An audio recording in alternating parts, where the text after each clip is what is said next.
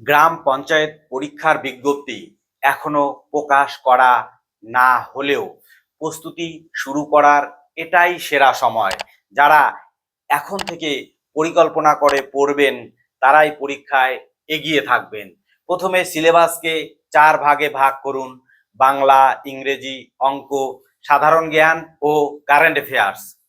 অঙ্কে যে বিষয়গুলোকে গুরুত্ব দেবেন: percentage, ratio, profit loss, simple interest এবং টাইম ও ওয়ার্কের উপর।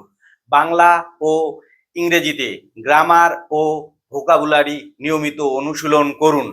সাধারণ জ্ঞানে পশ্চিমবঙ্গের প্রশাসন, পঞ্চায়েত ব্যবস্থা ও সরকারি প্রকল্প এবং কারেন্ট অ্যাফেয়ার্স পড়তে হবে। প্রস্তুতিকে 3টি ধাপে ভাগ করুন। প্রথম 30 দিন বেসিক কনসেপ্ট শেষ করুন। পরের 30 দিন এমসিকিউ এবং প্রিভিয়াস ইয়ার্স কোশ্চেন সলভ করুন। শেষ পর্যায়ে মক টেস্ট, রিভিশন এবং টাইম ম্যানেজমেন্ট। প্রতিদিন 4 থেকে 5 ঘন্টা পড়াশোনা করুন। কারেন্ট অ্যাফেয়ার্স একদিনও মিস দেবেন না। বই কি পড়বেন? বই পড়তে পারেন, একটি ভালো বই রয়েছে। বইটি হচ্ছে কৌশিক রয়ের লেখা গ্রাম পঞ্চায়েত টার্গেট। এছাড়া লুসেন্ট জিকে বাংলা ভার্সন পড়তে পারেন। তুলসীর ইতিহাস, ভূগোল বই পড়তে পারবেন।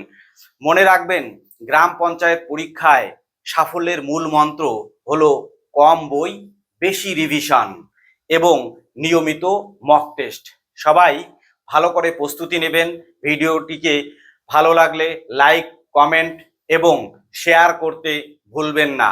এবং আপনারা ইংরেজি আর বাংলা কি বই পড়ছেন কমেন্ট করে জানাবেন। ধন্যবাদ।